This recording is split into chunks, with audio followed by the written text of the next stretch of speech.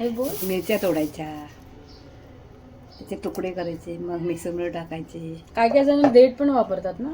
हां घालतात. अख्खी असेल तर बारीक करायची, याची तोडायची, हाताने तोडायची किंवा सुरीने तोडायची अशी सांगते ना ती.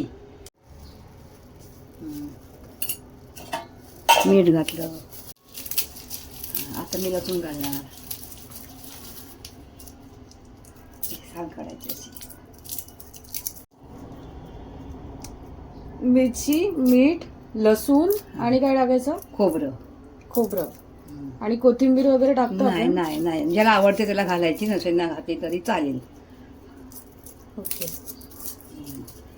हा अजून काय?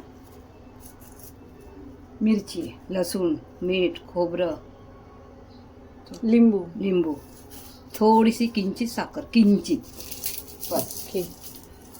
असेल राई, हिंग, कढीपत्ता. ओके. चिंच काय घातली? चिंच घातली त्या स्वाद यायला. पण तू तर मला बोलली तू लिंबू घालणार हा, आहे. लिंबू नसेल तर. ओके. लिंबू नसेल तर मग चिंच घालायची. हा, थोडीशी. ओके. खोबरं असेल तर चटणी ती बरोबर होत नाही. हा.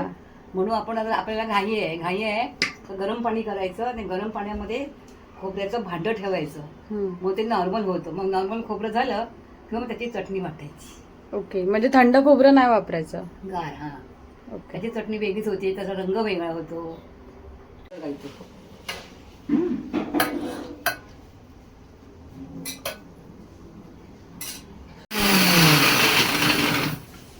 पाणी घालायचं.